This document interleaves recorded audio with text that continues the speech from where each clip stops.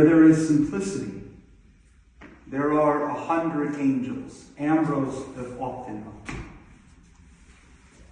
The sin of which we heard tonight in the first part of the canon of St. Andrew, the Shepherd of Crete, the sin that led our father and mother to be expelled from the Garden of Eden, was a simple one. It was a sin of choosing the sensual, the eyes, what was pleasing to the eyes, as Moses tells us, over the spiritual. It was a simple consent to the devil, that they could be like God without God's help. The command that God had given them was simple as well. It was a command to fast. Not fast for much, actually. You may eat of any tree in the garden, said the Lord, except for the tree of the knowledge of good and evil.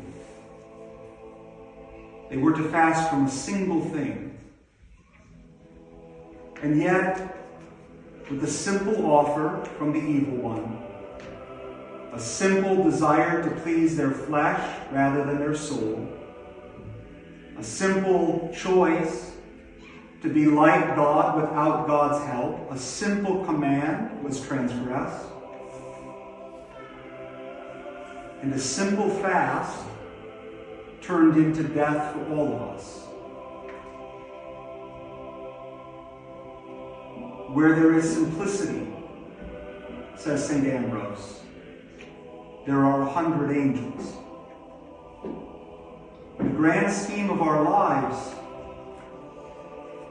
the fast that the Holy Church gives to us is not complex at all. In fact, it's very simple.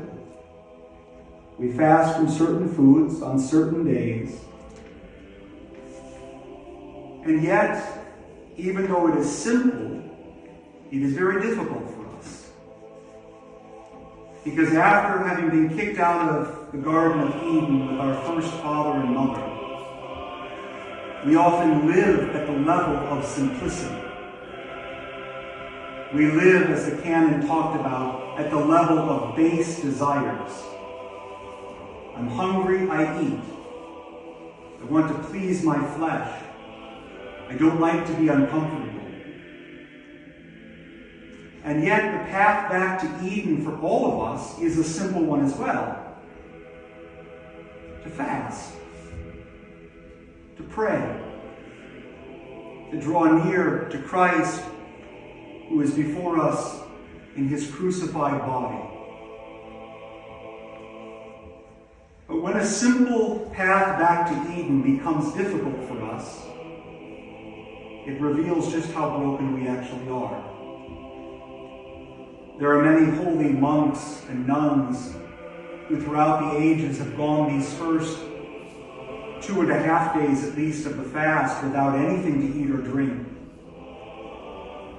And yet, when we woke up this morning, our desire, I'm sure, as it was for me and all of you, was to get our coffee, to have our breakfast. Maybe keeping the rules of the fast, but we needed to fill our bellies. We could be without hope, that we're just broken, that we can never get past these base desires, that we will forever be outside of Eden looking in. Or we could look to Christ, who himself, after his baptism, spent 40 days being tempted by Satan in the wilderness. And that wilderness in the Kidron Valley is a place of wild things. It is dry and hot and rocky, and there are snakes and ants and animals. And the entire time he fasted, we are told in Luke's Gospel that following those 40 days, he was hungry, and the angels ministered to him. What that means is he knows what it is like to fast. He knows what it is like to pray. He knows what it is like to be tempted.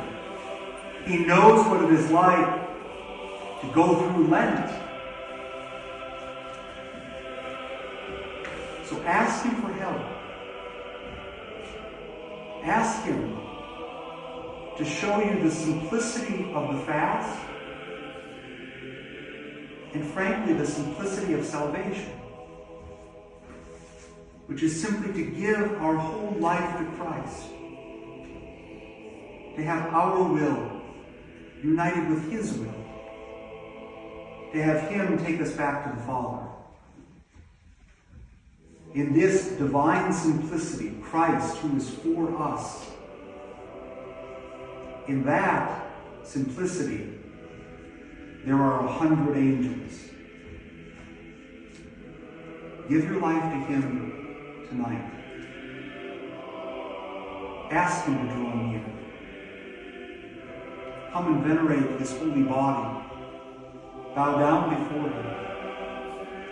And ask him, by the help and intercession of his most holy mother, to whom we have just prayed, by the help and intercession of St. Andrew of Crete, by the help and intercession of St. Innocent, by the help and intercession of St. John the Wonder Worker, and all these holy ones who we get so comfortable around, who have fasted in ways we can't even imagine, by their help, that Christ might draw us near, and in drawing us near, draw us back to Eden. If we put in the work now, Pascha will be inexpressible joy. May this same Jesus, who is taking us on this journey, day one now, to him be glory, honor, and worship, now and ever, and unto the ages of ages. Amen.